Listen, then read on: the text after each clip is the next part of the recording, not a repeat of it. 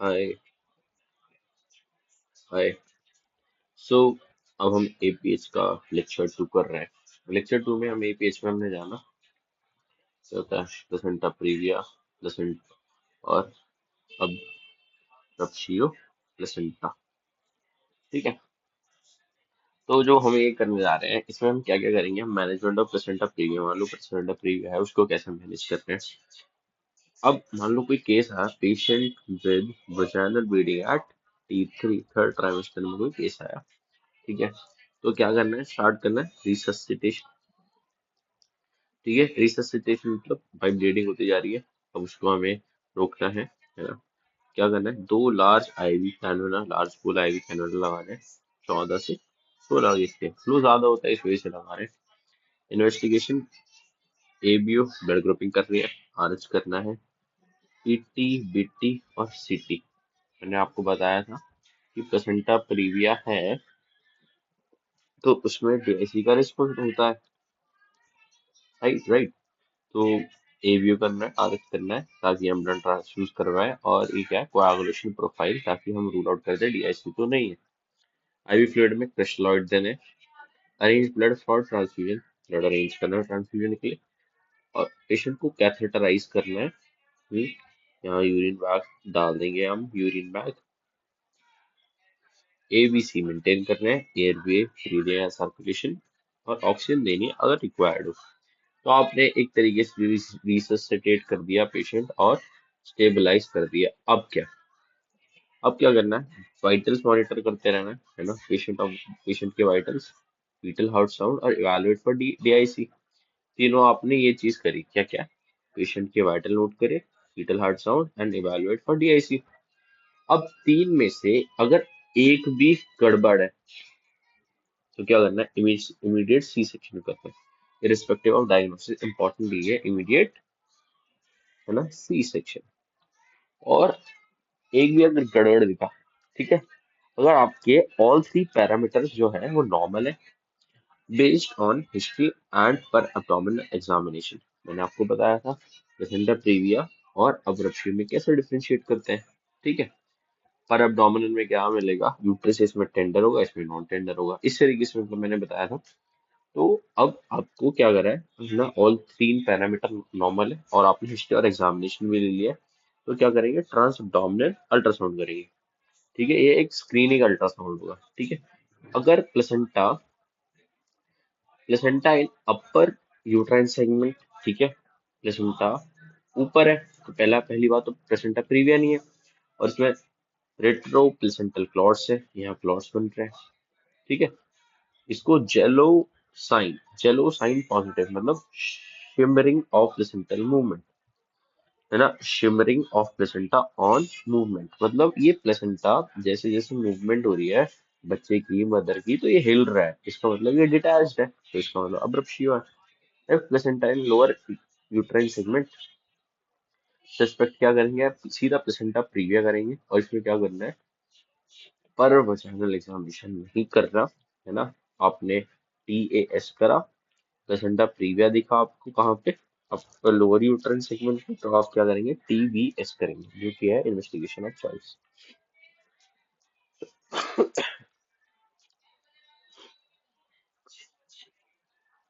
और अब एक इम्पॉर्टेंट पॉइंट है जो मैंने लास्ट में भी कवर करा था, कि T3 में क्या होता है, मतलब ट्राइमेस्टर 3 में, कि जो लोअर यूट्राइन सेगमेंट है वो फॉर्म हुआ है, तो इसका मतलब प्लेसेंटा जो है वो माइग्रेट करेगा एक तरीके से।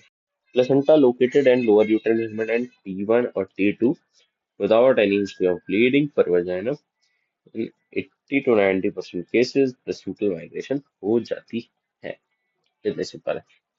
ठीक है। और एडवाइस क्या करना है ना, अब मान लो ब्लीडिंग पर वजाइना, है ना, ब्लीडिंग पर वजाइना से पेशेंट आई, और शी माइट बी, अगर या तो भाई अब्रप्शी हो सकती है या प्लेसेंटा प्रीविया हो सकती है। अवॉइड इंटरकोर्स, फिजिकल एक्टिविटी नहीं करनी, लिफ्टिंग हैवी वेट नहीं करने, standing for more than 5 hours नहीं होना चाहिए। ठीक है। तो अब इसमें क्या होगा, 83 के बाद है 84 या 32, 8 मंथ में क्या करना है आपको, अल्ट्रासाउंड करना है, जो कि बेस्ट क्या बताएगा, placental position, ultrasound done at 32 weeks, Report immediately in case of PV per vaginal bleeding. अगर ब्लीडिंग होती है तो आपको करना। कोर्स ऑफ एक्शन कैसे, मान लो अगर ब्लीडिंग नहीं हुई, repeat ultrasound eight 8 months 32 weeks पे करना है ना। क्या है, हमें क्या था, प्लेसेंटा प्रीविया जैसा हम सस्पेक्ट कर रहे थे, मतलब लोअर यूट्राइन सेगमेंट में प्लेसेंटा था, है ना। 32 पे रिपीट करा, placenta in upper uterine segment, मतलब placental migration has occurred, not a case of placenta previa. Placenta in lower uterine segment, ठीक है, और ये जो प्लेसेंटा है वो लोअर यूट्राइन सेगमेंट में है। अब 32 पे कर लिया, अब 36 वीक मतलब 9th मंथ की स्टार्टिंग में करना है, ठीक है। Placenta still in lower uterine segment, plan C section मतलब क्या है, इलेक्टिव सी सेक्शन, ठीक है, बिटवीन 36 से 37 वीक्स +6 days, मतलब इस 2 हफ्ते के अंदर आपको प्लान करना है। ये क्या है, इलेक्टिव सी सेक्शन होगा, और ये फर्स्ट टाइम आती है तो ये क्या बन जाएगा, इमरजेंसी सी सेक्शन, ठीक है। और अब mode of delivery in placenta previa, ये इंपॉर्टेंट है। क्या है, प्लेसेंटा प्रीविया है तो ऑलवेज अ सी सेक्शन, ठीक है। और इंपॉर्टेंट यही है, प्लेसेंटा प्रीविया है, always a C section. Low lying placenta है within 2 centimetre of internal os, ये 2 सेंटीमीटर का गोला बनाया रेडियस, तो यहाँ पे प्लेसेंटा लाई कर रहा है, तो it is low lying placenta LLP, low lying placenta. अगर विद इन 1 सेंटीमीटर है तो सी सेक्शन करना ही करना है, तय है ये। और बिटवीन 1 to 2 सेंटीमीटर है, मतलब ये है यहाँ से लेके यहाँ तक है, तो क्या करेंगे, सी सेक्शन तो है प्रिफर्ड, मगर vaginal delivery can be done, और ये डन किस में होगी, फीटल मॉनिटरिंग के साथ साथ, मतलब फीटल मॉनिटर होगा, अगर फीटल डिस्ट्रेस होगा तो वेजाइनल डिलीवरी को हम क्या कर देंगे, तुरंत इलेक्टिव सी सेक्शन में कन्वर्ट कर देंगे, okay. Placenta previa with active bleeding, ठीक है, प्लेसेंटा प्रीविया आया का केस आया और एक्टिव ब्लीडिंग हो रही है, तो क्या करेंगे, कंजर्वेटिव मैनेजमेंट क्या होगा, कंटिन्यू करेंगे प्रेगनेंसी को, है ना। और एम हमारा होगा कि फीटल के लंग मैच्योर हो जाए विदाउट रिस्किंग मैटरनल लाइफ, ठीक है। कंजर्वेटिव, एक्टिव क्या होगा, एक्टिव मैनेजमेंट या इमीडिएट टर्मिनेशन ऑफ प्रेगनेंसी, ये बिल्कुल ही मतलब डेफिनेटिव और एक्ट है ना, तुरंत के तुरंत हो जाएगा। प्लेसेंटा प्रीविया का केस है ना, ब्लीडिंग के साथ आई है, तो सिंपल है, अब क्या करोगे, है ना। एक्सपेक्टेड मैनेजमेंट क्या, एक्सपेक्टिव या कंजर्वेटिव, कंजर्वेटिव मैनेजमेंट में क्या करेगा, आप क्या करोगे, कंटिन्यू करोगे प्रेगनेंसी को, है ना। और एम जो होगा, एम बस लंग मैच्योरिटी हो जाए, लंग फीटस की मैच्योरिटी, और हो जाए बस। एक्टिव में क्या करोगे, है ना, एक्टिव में इमीडिएट सी सेक्शन, जो कि लोग प्रेफर नहीं करवाते मगर करना तो है ही, ठीक है। अब आते हैं क्राइटेरिया फॉर प्लानिंग मैनेजमेंट। देखो ये कौन सा है, एक्सपेक्टेंट या, और ये है एक्टिव, मतलब एक कंजर्वेटिव मैनेजमेंट है। बट इसमें क्या है, क्या क्या कैसे, मतलब क्राइटेरिया क्या है, अगर आप कंजर्वेटिव मैनेजमेंट कर रहे हो, मतलब इतनी ब्लीडिंग नहीं हुई है कि वाइटल्स हिल जाए, है ना, तो वाइटल्स आर नॉर्मल, ब्लीडिंग अभी नहीं हो रही है मगर हुई थी, पीरियड ऑफ जेस्टेशन << 27 weeks है, तो क्या करोगे आप, कंजर्वेटिव मैनेजमेंट या एक्सपेक्टेंट मैनेजमेंट। फीटल कंडीशन क्या है, फीटल हार्ट साउंड नॉर्मल है, सीटीजी कार्डियक टोफोग्राफी जो है, सीटीजी नॉर्मल है, रिएक्टिव है, ठीक है, मतलब फीटल ओके है, ब्लीडिंग नहीं हो रही है, बट वाइटल स्टेबल है, पीओजी लेस देन 37 weeks है, अल्ट्रासाउंड में नो या माइनर फीटल एनोमली, है ना, ठीक है, सारे के सारे ये होने चाहिए। एक्टिव मैनेजमेंट मतलब टर्मिनेशन ऑफ प्रेगनेंसी, टीओपी, ठीक है, इसका मतलब maternal vitals unstable, active bleeding इसमें क्या है, प्रेजेंट हो रही है ना, मोर देन 30 = 37 weeks, है ना, और more than equal to 34 weeks plus extreme blood loss. C fetal lung में इस वाले केस में क्या है, फीटल लंग मैच्योरिटी नहीं हुई होगी, है ना, तो more than equal to 34 weeks plus excessive blood loss. तो इसमें क्या करोगे आप, टर्मिनेशन ऑफ प्रेगनेंसी कर दोगे।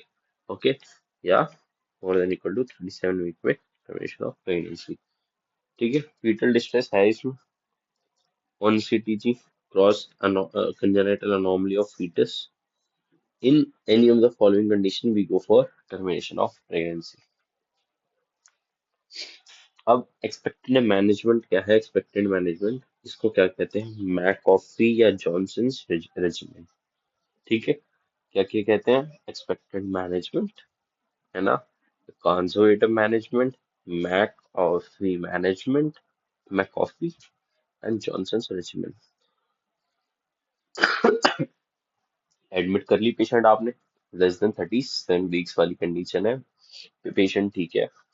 मॉनिटर क्या करेंगे, मैटरनल वाइटल्स मॉनिटर करेंगे, फीटल हार्ट साउंड मॉनिटर करेंगे, ब्लीडिंग देखेंगे है या नहीं है, मोस्ट प्रोबेबली नहीं होनी चाहिए, और मान लो हो भी जाए तो we have to arrange for blood.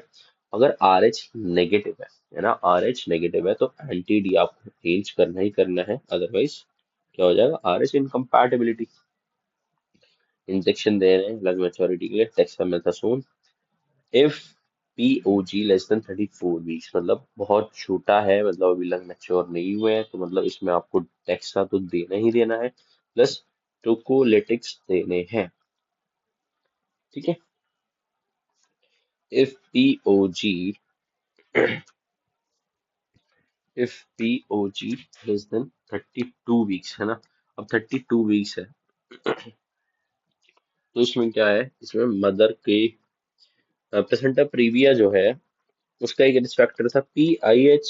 तो इसमें क्या होता है, मेटरनल के मतलब सीजर्स आते हैं, तो इसमें MgSO4 भी देना है, इस केस में MgSO4, है ना, डेक्सा भी दोगे आप और टोकोलिटिक्स भी दोगे आप, है ना, ताकि तुरंत से चालू ना हो जाए, है ना, क्या लेबर प्रेसिपिटेट ना कर जाए, तो आप MgSO4 दोगे, डेक्सा दोगे, टोकोलिटिक्स दोगे।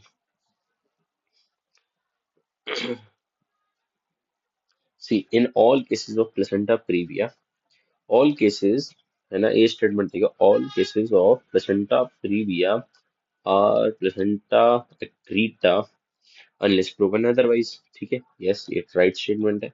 तो क्या करोगे, इसमें डॉपलर करोगे, और डॉपलर में प्रेजेंट हुआ, है ना, प्लेसेंटा एक्रीटा प्रेजेंट हुआ, मतलब एक्रीटा मतलब पीसेस में प्लेसेंटा, तो सी सेक्शन करोगे और हिस्टेक्टोमी कर दोगे, है ना, सी सेक्शन।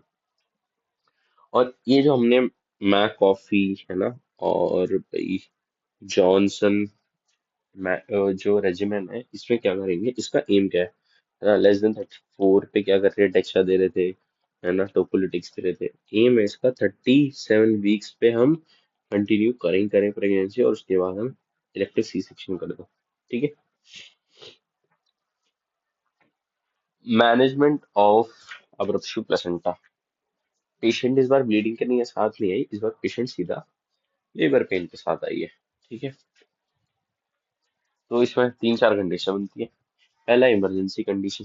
ठीक है, इमरजेंसी कंडीशन में क्या हुआ, ब्लीडिंग के साथ आई है और ब्लीडिंग भी हो गई है, और लेबर पेन तो है ही, मैटरनल वाइटल अनस्टेबल है, फीटल डिस्ट्रेस में है, TIC के चांसेस लग रहे हैं, EKI लग रहा है, तो इमीडिएट सी सेक्शन कर दोगे, सिंपल है ना। लेबर पेन के साथ आई, फीटल डेथ हो चुकी है, फीटल डेथ हुई थी, तो मैंने बताया आपको उसका मतलब DIC भी हो सकता है, मेटल मेटरनल जो मैटरनल वाइटल्स हैं वो अनस्टेबल हो रहे हैं, DIC के चांसेस लग रहे हैं, तुरंत से हटा दो बेबी को। ठीक है, ये सब सही हो जाएगा।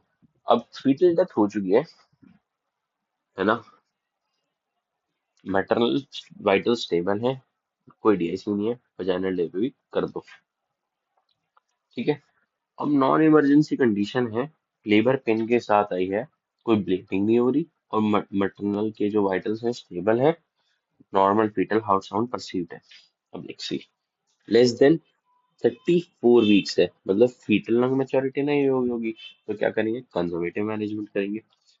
मोर देन इक्वल टू 34 वीक्स है, FHS प्रेजेंट है, मैटरनल जो है वो स्टेबल है, सब चीज अभी नॉर्मल नॉर्मल है।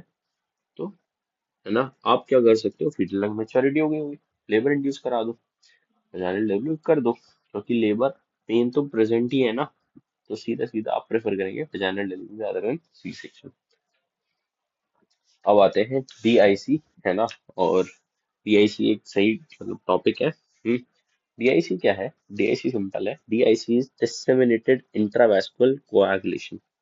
ठीक है, ये क्या है? कंजम्पटिव कोएगुलोपैथी है, सब चीजें कंजप्शन हो रही है, क्या क्या सारे क्लॉटिंग फैक्टर ये सब कंजप है ना, कंज्यूम हो रहे हैं। ऑब्स्टेटिकल कॉजेस, ठीक है, मैंने आपको बताया था अब्रप्शन प्लेसेंटा में हो सकती है, यस। एमनियोटिक फ्लूइड एम्बोलिज्म में हो सकता है डीआईसी, बिल्कुल हो सकता है। और वो जो हमारा ये हो गया ना, एमनियोटिक फ्लूइड का एम्बोलिज्म, यही मतलब उसको डिरेंज कर देगा कोआगुलेशन प्रोफाइल को। सेप्सिस में तो हो ही सकता है, right. It is all about मतलब एंटीजन एंटीबॉडी रिएक्शन है, तो डीआईसी हो सकता है। एफएलपी में भी हो सकता है। इंट्रायूट्राइन डेथ में फॉर मोर देन 4 वीक्स, है ना, पहले तो कुछ नहीं होगा, मगर it is a risk factor for DIC. Rarely in severe pre eclampsia eclampsia and hill syndrome. ठीक है, तो इसमें मैनेजमेंट क्या है? क्रायो प्रेसिपिटेट देंगे, फ्रेश फ्रोजन प्लाज्मा देंगे, और ब्लड ट्रांसफ्यूजन कर सकते हैं हम। कैसे? इसमें सब चीजें कंज्यूम हो रही है ना, तो क्रायो प्रेसिपिटेट देना है, एफएफपी देना है, एंड ब्लड ट्रांसफ्यूजन देना है। इन अब्रप्शियो प्लस डीआईसी, अब्रप्शियो और प्लस डीआईसी, तो पहले हम क्या करेंगे? मैनेज डीआईसी, उसके लिए सी सेक्शन कर देंगे, ठीक है। अब एक मिसलेनियस टॉपिक है काइंड ऑफ, उसमें क्या है? डीडी मतलब differential diagnosis for female bleeding, है ना, फॉर ब्लीडिंग फीमेल, कितना? At more than 28 weeks, 28 weeks, है ना, इससे ज्यादा है। पहला, अब रप्शियो करोगे आप APH, placenta previa, vasa previa, preterm labour मतलब शो हो गया, शो मतलब ऐसे भी आ गया, दिस इज शो, और uterine rupture. Labour versus abruptio, labour versus abruptio, labour है और अब्रप्शियो है। प्लेसेंटा हाँ, लेबर में क्या होगा, परवेजाइनल में क्या होगा, अब्रप्शियो में तो ब्लीडिंग देखेंगे, इसमें blood mix with mucus discharge. Cervix में क्या होगा? लेबर में डायलेट होगा, इसमें कुछ नहीं, नॉर्मल। फीटस एफएचएस नॉर्मल, इसमें एब्रोप्शियो में फीटल डिस्ट्रेस देखने को मिलेगा।